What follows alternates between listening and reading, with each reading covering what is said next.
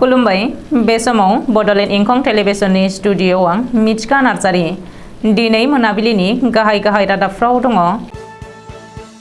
मन्त्रि जगेन महना मण्डलफोरखौ सांग्रांथि होदों।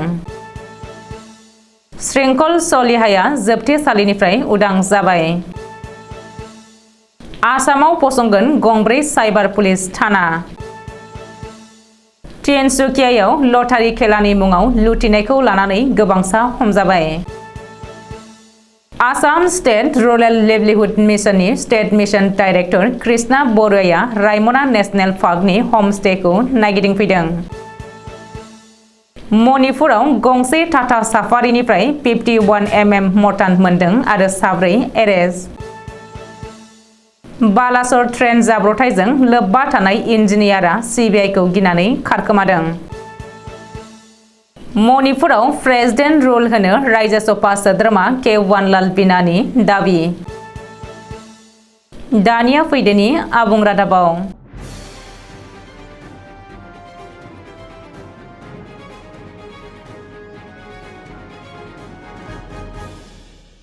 आसामनि रेभिनिउ आरो डिजास्टार बिफाननि मन्त्रि जगेन महना रायजोनि गासैबो लाट मण्डलफोरखौ सांग्रांथि होदों। हा-हुनि जेंना जेंगोना सुस्रांनायखौ लानानै मन्त्रि जगेन महना मण्डलफोरखौ हुमखि होदों। मिथिनो हानाय बायदिब्ला फैगौ 2 दाननि गेजेराव रायजोआव इ-डकुमेन्ट सिस्टेमखौ थिसनगोन। बेनि थाखायनो हा-हुजों सोमोन्दो लानानै जायखिजाया सार्कोल अफिसावनो जेबो रोखोमनि गुलाय-गुजाय खालामनाङा होननानै मन्त्रि जगेन महना लाट मण्डलफोरखौ सांग्रांथि होदों। रेभिनिउ बिफाननि मन्त्रि जगेन महना समबारखालि खौरांगिरिनि सिगाङाव बुंदों दि हा-हुनि गासैबो जेंनाफोरखौ सुस्रांनो थाखाय सोरखारा बसन्तुरा 2 बिथांखिनि जोहै खामानि मावगासिनो दङ। बेनि गेजेरावनो सम माखासे मण्डलफोरा घुस लानानै हमजानाया जोबोरैनो लाजिथावना। जाख्ल'नाय आरो घुस लानायखौ बन्द खालामनो थाखाय फैगौ 2 दाननि गेजेराव इ-डकुमेन्टनि राहा खालामनाय जागोन। नाथाय मन्त्रि जगेन महननि बे हुमखि आरो सांग्रांथि होनाया रायजोनि लाट मण्डलफोरनि गेजेराव माबायदि गोहोम गोग्लैयो बेसो नोजोरथावना जागोन।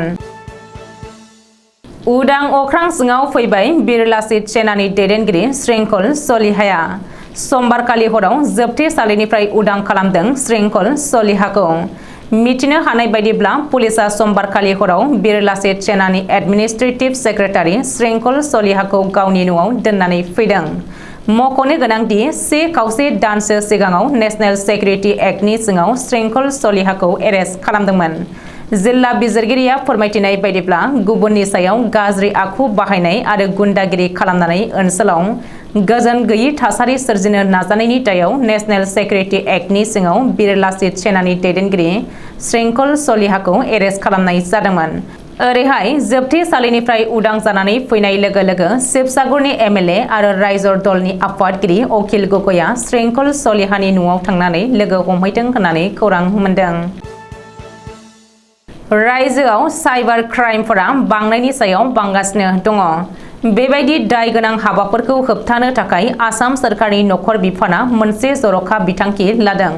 नखर बिफाना थांखि लानाय बायदियै रायजोआव गंब्रै साइबार पुलिस थाना फसंनाय जागोन। आसाम सोरखारनि नखर आरो राजखान्थि बिफाननि सोद्रोमा चिफ सेक्रेटारि नीरज बार्माया सागान होनाय नटिफिकेशनाव बे बाथ्राखौ फोसावदों। फोसावथायाव फोरमायथिनाय बायदिब्ला बे गंब्रै साइबार पुलिस थानानि गंनैखौ गुवाहाटी नोगोरमायाव आरो गुबुन गंनैखौ आपार आसामनि डिब्रुगड़ आरो बराक सेरफांनि सिलचराव फसंनाय जागोन। रिपर्ट बायदिब्ला गुवाहाटीयाव फसंनो गोनां गंनै साइबार पुलिस थानानि गंसेखौ सिआइडिनि गाहाय मावख'आव आरो गुबुन गंसेया पुलिस कमिशनारनि मावख'आव जागोन।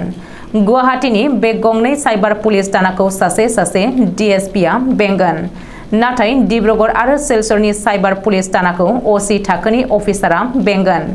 बबेखानि गुवाहाटी कमिशनार मावख'नि साइबार पुलिस थानायाव सासे डिएसपिजों लोगोसे 6 इन्सपेक्टर, साब इन्सपेक्टर, हेड कनस्टेबल नायक, लेन्स नायक आरो 20 कनस्टेबलफोर थागोन। सिआइडि मावख'नि थानायाव सासे डिएसपिजों लोगोसे 60 इन्सपेक्टर, साब इन्सपेक्टर, हेड कनस्टेबल नायक, लेन्स नायक आरो 30 कनस्टेबलफोर थागोन।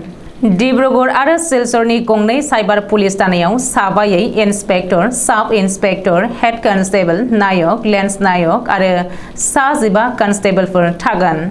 बबेखानि डिब्रुगढ़नि साइबार पुलिस थानाया सदिया, तिनसुकिया, डिब्रुगढ़, शिवसागर, जरहाट, लखिमपुर आरो धेमाजि जिल्लाखौ गोबानानै लागोन।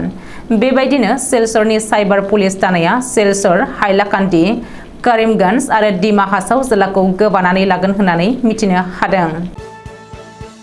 तिनसुकियाव लटारि खेला होनानै लाख लाख रां थगायनानै जानाय गोबांसा दुथांफोरखौ पुलिसा हमबाय। पुलिसा रायजोनि गुबुन गुबुन जायगायाव अपारेशन खालामनानै गोबांसा दुथांफोरखौ हमदों। बेनिनो तिनसुकिया पुलिसा थांनाय हराव शिवसागराव अपारेशन खालामनानै 4 सुबुंखौ हमदों होननानै खौरां मोनदों। बबेखानि 4 दुथांफोरजों लोगोसे गंनै बेसेन गोसा गारि, माखासे गोनांथार फोरमानलाइफोरखौबो पुलिसा जब्द खालामदों। पुलिसनि गुबुन मोननै टीमा मरान आरो टियकआव अपारेशन खालामदोंमोन।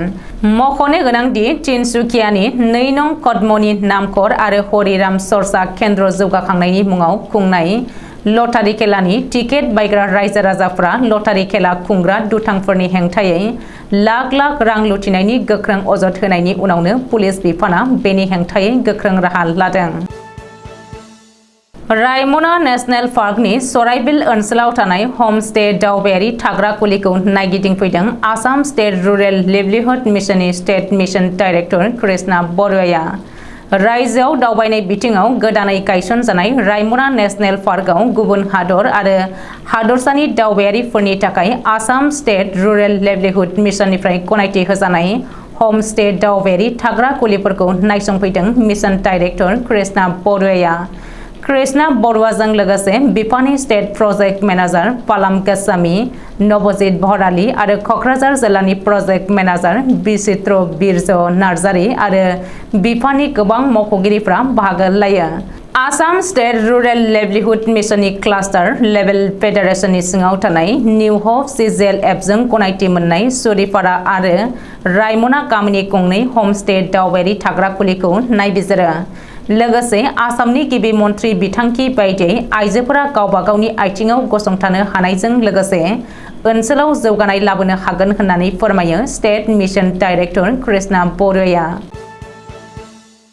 मणिपुरनि थाउबाल जिल्लायाव NH2 नेशनेल हाइवेआव 33 बेन आसाम राइफल्सनि चार्ली कम्पानिया आसामनिफ्राय थांनाय AS01BH 4431 नाम्बारनि गंसे टाटा साफारि गारिखौ सिग्रोमनायाव गंसे 51 mm मर्टान मोनदों।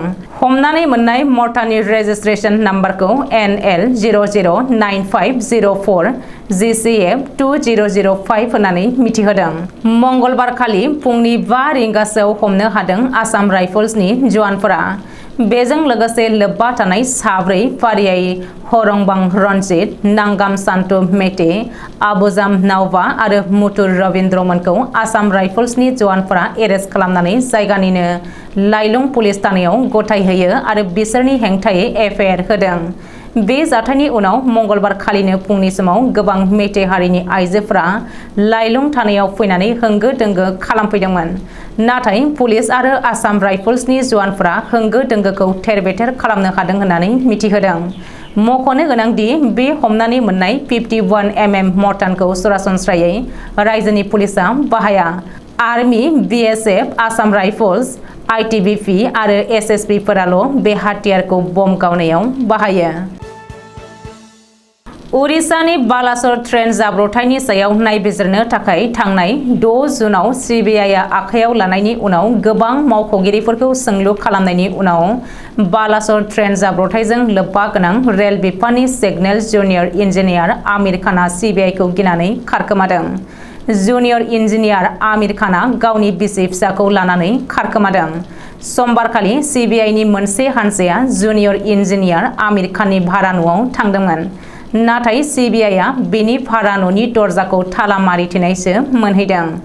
बेनिखायनो CBIआ बेनि न'खौ सिल मारिथेनानै सानै CBIखौ नोजोर होनो बिबान होदों। मख'नो गोनांदि थांनाय 16 जुन खालि CBIआ जुनियर इन्जिनियार आमिर खानखौ लानानै सोंलु सोंनायजों लोगोसे सेबखांबायमोन। ट्रेन सिगनेलनि सासे जुनियर इन्जिनियार हिसाबै गोबां गोनांथार बिबान थायो।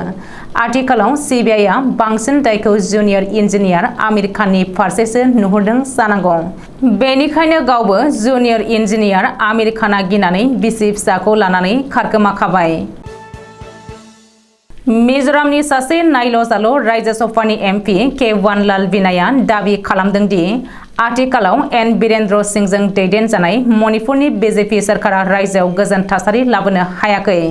मणिपुर पुलिसआ बिमा बाथुलनि नोजोरजों कुकिफोरखौ नायबोदों आरो आथिखालाव मणिपुरनि कुकी ट्राइबेलफोरा जोबोद हालाय हाफाय जानानै दङ। बेनिखायनो थोंजोङै मिरु सरकारनि आर्मि आरो पेरामिलिटारिनो गोहो होनानै हादरगिरिनि खुंथाय लाबोनांगौ आरो एन बीरेन्द्र सिंहनि सरकारखौ बोखारनांगौ। अब्लासो मणिपुराव गोजोन थासारिया फैफिनगोन होननानै दाबि खालामदों रायजो सभानि एमपि के वानलाल वीनाया। दिनै मोनाबिलिनि रादाबा एसेनोसै। गोजोन्थों।